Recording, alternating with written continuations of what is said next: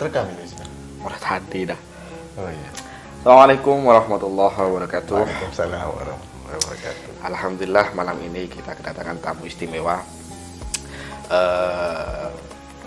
dari desa Nogosari, nggak Mas? Nogosari. Beliau bernama, lebih dikenal dengan sebutan Gus Ruri. Beliau namanya mulai melanglang buana semenjak berada di di desa Nogosari. Oh iya, desa. Kita santai-santai saja sambil rokokan, sambil ngopi ya. Mengalir saja. Dari Jarum ini ya? Hah? Bukan. Oh iya. Saya biasa rokok Surya. Sama Mas Rizky itu perlu disponsori. Sayang tidak ada Pak Slamet sekarang. Oh iya. Iya. Iya. Semenjak tidak ada Pak Slamet, rokok semakin tidak selamat. Tambah tidak selamat. Apalagi tidak ada Mas Yuli, kejam Mas Yuli. Kembali ke laptop nih. Kembali ke laptop. Apa yang mau dibahas? Ini konten dia. Iya, konten. Tapi ya. konten santai kita mengalir. Nggak paham kita mau ngobrol apa, yang penting direkam aja. Beliau ini dulu sempat berada di pesantren Ainul Yakin. Berapa tahun kira-kira Mas? 3 tahun 10 bulan. 3 tahun 10 bulan. Setelah masa pengabdian yang cukup panjang selama 3 tahun 10 bulan, akhirnya beliau mempersunting masih saudara saya sendiri di daerah Nogosari, putri dari Kiai Ahmad Syafi'i, pengasuh dari pondok pesantren Asy-Syafi'i. Dan alhamdulillah semenjak kedatangan Gus Ruri ini di pondok tersebut mengalami perkembangan yang begitu besar. Alhamdulillah. Yang saya ingin tanyakan, gimana trik dan sepak terjang jenengan ketika berada di sana sehingga pondok Asy-Syafi'i sekarang bisa cukup sukses. Saya bilang cukup sukses lah.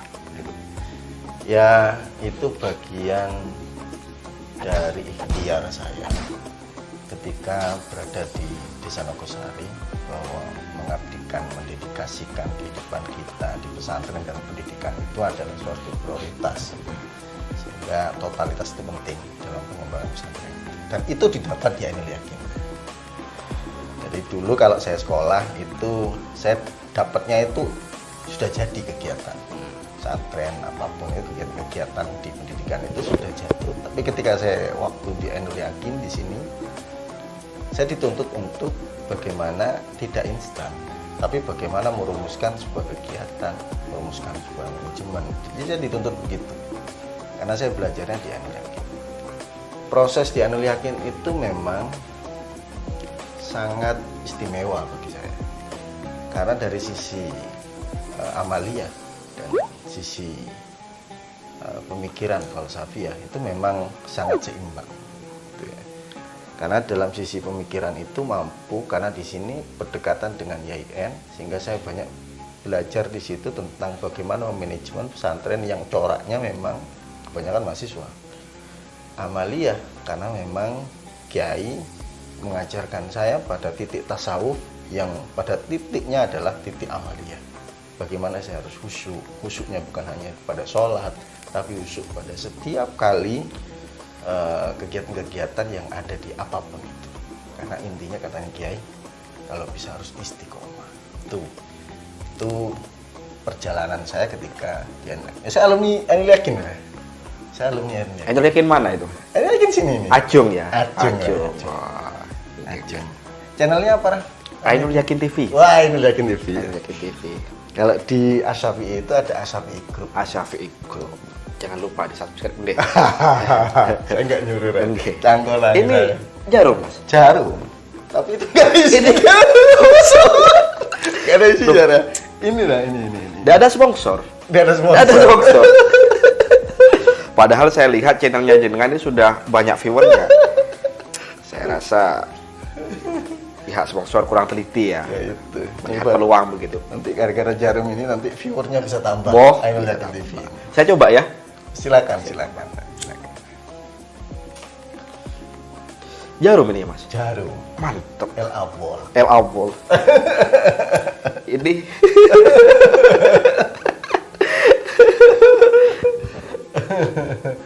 perlu Perlu diketahui Gus Ruri ini dulu selama 3 tahun di Pondok Ainul Yakin. 3 tahun 10 bulan. 3 tahun 10 bulan.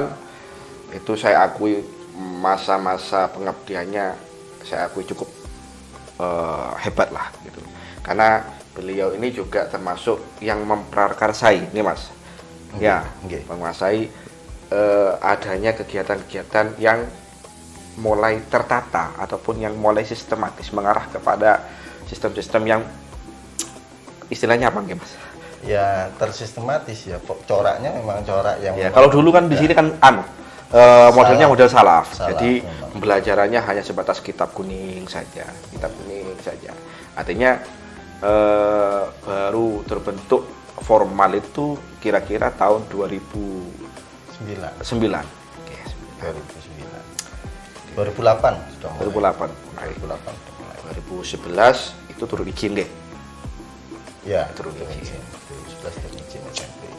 Jadi ceritanya itu kiai itu fisikalnya memang tasawuf murni dan salaf murni, sehingga tradisional di pesantren ini cukup kuat dan cukup kental. Memasukkan corak-corak yang agak modern itu memang di pesantren yang tradisionalnya kuat itu memang susah. Tapi kiai cukup Kiai Ainul Yakin ini memang beliaunya cukup toleran ya, sehingga menampung dan memberikan wawasan kepada kami bahwa silakan membuat sebuah sistem yang baru, pemikiran yang maju, pesantren yang nanti berkembang, tetapi tidak meninggalkan tradisi-tradisi pesantren. Benar. Nah, jadi itu yang membuat kami termotivasi bahwa pesantren itu ternyata tidak mempertahankan tradisi, kemudian santri itu menjadi kolot, tidak. Tapi kiai memberikan wawasan kepada saya bahwa oh ternyata di pesantren itu bukan hanya belajar kitab, tetapi mampu belajar tentang kehidupan-kehidupan yang keseharian kita lakukan sehari-hari. Contoh, kalau dalam bahasa di pesantren itu gendok. Gendok itu tanah, masak. Nah, kata-katanya bahasa Inggris. Bahasa Madura. Cuma kalau gendok itu bedanya dengan masak. Kalau gendok itu pakai kastol. Oh. Dulu waktu masih saya mondok di salah satu pesantren di Jember, juga saya kebingungan karena ada kata-kata istilah gendok. Waktu itu saya tidak mudeng apa itu gendok. Kemudian saya disuruh nyari kastol sama teman-teman. Oh. Iya, Gus minta tolong ambilkan kastol. Lem itu. Nah ya itu saya kira lem. Awalnya saya kira lem, makanya tempatnya untuk menanak nasi itu namanya kastol. Yang kalau dari tanah lihat itu? Bukan dari besi juga, sama dari besi. Gitu. Cuma bentuknya kayak semacam baskom gitu. Itu istilah gendok yang sebenarnya. Nah, jadi itu adalah corak hidup di mana kehidupan di pesantren itu nanti akan kita aplikasikan kita di kehidupan yang setelah kita lulus dari pesantren itu. Dan itu pelajaran kehidupan. Bagi saya itu adalah ilmu, bukan hanya kita belajar tentang kitab kuning, kemudian fikih, kemudian apa itu tidak. Tapi Kiai mengajarkan saya itu tentang kehidupan yang seperti itu. Bayangkan ketika saya di mahasiswa itu tidak pernah kayak gitu. Ketika di pesantren saya disuruh begitu. Berarti oh ternyata kita dididik untuk menjadi orang yang ikhlas, dididik untuk menjadi orang yang paling terhina. Jadi bukan dididik untuk menjadi orang yang sombong dan sebagainya, tidak. Nah itu yang menjadi inspirasi saya bahwa pesantren Ainul Yakin itu menciptakan output yang memang siap mental di kalangan masyarakat. Hingga apapun pelajaran yang di sini cukup bermanfaat dan berguna. Karena Kiai juga tidak lepas dari barokah dan doanya Kiai yang bisa. Tanpa doa dan barokahnya Kiai, insya Allah saya pun tidak mungkin bisa berikhtiar seperti itu. Rokokan dulu Mas. Oh iya, rokokan dulu. Jarum. Duh, santayan. Monggo Mas Rizky request ya. El Abol. Biasanya saya jarum 76 kretek. 76. Sekarang kok El Abol? Karena di rumah Kiai saja. Oh begitu ya, menyesuaikan gitu ya. Rokokan dulu, mari rokokan dulu. Mari dulu. Biar saya sendiri. Jangan. Mari. Mantap ya. Mantap. Jarum 76. Tapi tidak pelak itu Mas Gi sama saya. Gimana Tidak gitu? pernah dikasih. Sama. Iya. Aduh, apa perlu saya laporkan ke Mas Agung nanti? Mas Yuli lagi itu kabur kemana nggak paham. Tidak paham. Ya, teman-teman memang Jarum itu memang lekat dengan teman-teman teman para Agus dan Wali pesantren itu memang sudah familiar ya. Yang familiar. Tidak serius memang familiar dengan rokok Jarum memang. Ini lagi Mas, bagaimana pandangan seorang Gus Duri dalam perihal politik, menanggapi perihal politik begitu, khususnya dalam masalah pilkada tersebut? Apakah seorang kiai itu atau seorang Gus itu harus diam saja, cukup ngajar saja, atau ada keharusan untuk terjun di dalamnya, atau bagaimana? Di dalam politik itu adalah hak. Ya. Ada hak memilih, ada hak untuk dipilih. Itu adalah kewajiban warga negara sebagai warga negara. Maka di posisi itu saya adalah sebagai warga negara yang berhak untuk memilih. Di dalam dunia pesantren, yang notabene yang memang pesantren itu adalah mengajarkan tentang pendidikan, sosial, budayaan dan sebagainya. Karena pesantren itu bukti satu-satu otentik. Yang tanpa pemerintah pun pesantren itu bisa independen, bisa berjuang. Cuman hari ini bagaimana memperjuangkan pesantren itu kerana politik, ya. Jadi bagi saya bukan kemudian semuanya pesantren jalur politik, tidak. Tapi ini bagian daripada edukasi politik tentang pesantren itu, bagaimana pemerintah daerah hari ini memperhatikan nasib pesantren. Jadi mulai dari kesejahteraan guru ngajinya, kesejahteraan para asatidnya, apalagi kesejahteraan para pengasuhnya, dan tidak melihat bagaimana administrasi yang begitu ketat dalam birokrasi itu. Karena di pesantren itu diakui atau tidak memang kelemahan di administrasi, tapi bukan berarti tidak bisa beradministrasi. Benar. Nah, makanya kita butuh sekali bahwa pemerintah daerah itu mampu untuk memperhatikan, memperjuangkan nasib pesantren-pesantren. Jadi bagaimana yang dilakukan oleh para pendahulu kita, termasuk Kiai Wahid Hashim yang pada waktu itu menjadi Menteri Agama.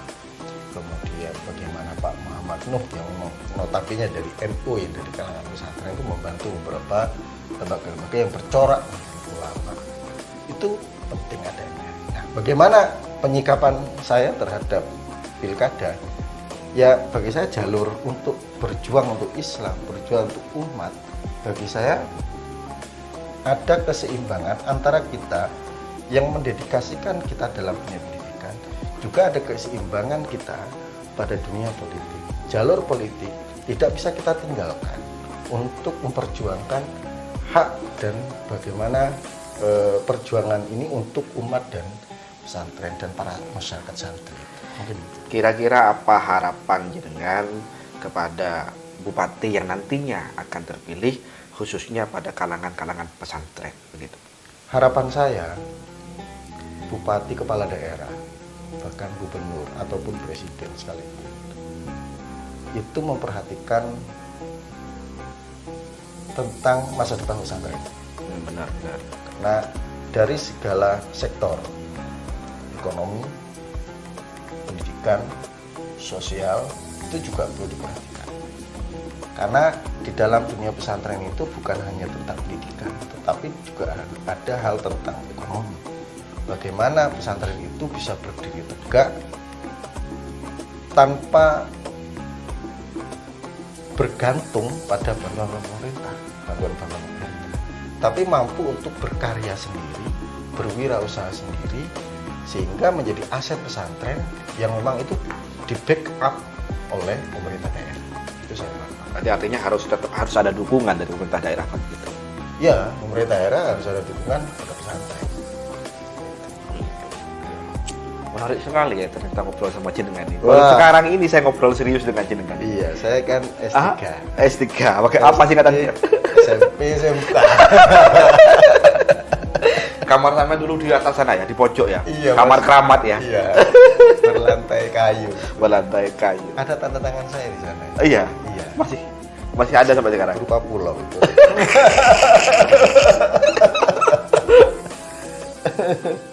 Nyari kangkung gitu ya, buat makan. Ya, itulah dunia pesantren yang sangat kadang bernostalgia. Saya datang ke sini untuk melihat kondisi pesantren. Dan hari ini di Ainul Yakin ini ketika Rafa Wiji sudah menjadi ketua yayasan di sini, memang pembangunannya cukup signifikan, tetapi tidak merubah kamar saya itu. Tidak ada yang berani, tidak ada yang berani. Gitu. Allah karim.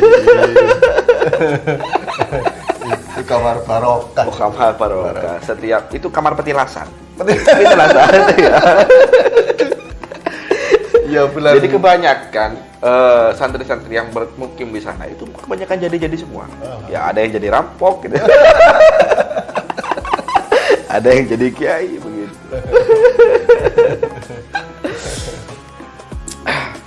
Wah, gayeng ini ngobrolnya. Gimana? Gayeng ngobrolnya nih. Ngobrol-ngobrol santai aja. Kopinya Mas, monggo. Iya. Kopinya. Kacamatanya nggak dipakai? Oh, enggak. Enggak. Karena pantulan itu. Maaf ya, Kak. Monggo. Nah, ngobrol-ngobrol santai seperti ini, serius-serius tapi agak guyon. Dengan ditemani kopi dan rokok itu nikmat. Apalagi tengah malam. Iya. Kesannya sampean selama berada di pondok Ainul Yakin ini, kesan yang tidak bisa sampean lupakan apa Mas? Ya, kesannya tentang pengabdian dan keikhlasan. Saya berkesan ketika saya mengabdi di sini kepada Kiai, kemudian ikhlas saya dalam mengabdi di sini. Jadi itu yang paling berkesan. Ya, kalau gendok. Balik ke gendok lagi ya? Iya, makan itu ya berkesan. Tapi yang paling berkesan itu tentang pengabdian terhadap Kiai dan pondok dan keikhlasan dalam pengabdian itu yang paling penting. Satu rokok dikeroyok orang 5 gitu ya? Iya, berarti Bako pakai kertas buku gitu ya? Mungkin ada pesan Mas untuk para santri, para alumni ataupun subscriber yang ada di TV. ya, pesan saya adalah santri itu tidak terbelakang. Santri itu adalah berpikiran progresif, maju, tapi tidak meninggalkan sebuah tradisi. Pesan saya, santri itu mandiri. Kemandirian itu penting dalam diri seorang santri. Kemudian tanggung jawab, disiplinan, dan istiqomah. Pengabdian dan istiqomah, itu yang paling penting dalam diri santri, alumni atau siapapun yang ketika dia lulus nanti ataupun keluar dari pesantren ini di masyarakat bisa berguna bagi masyarakat negara. Mungkin itu. Sepertinya obrolan ini masih kurang lama, Iya. tapi sudah waktu ini menandakan sudah hampir setengah 3. Iya. Takut istri ya di rumah marah gitu ya? Iya. Gak boleh pulang malam-malam. Boleh malam-malam Pagi.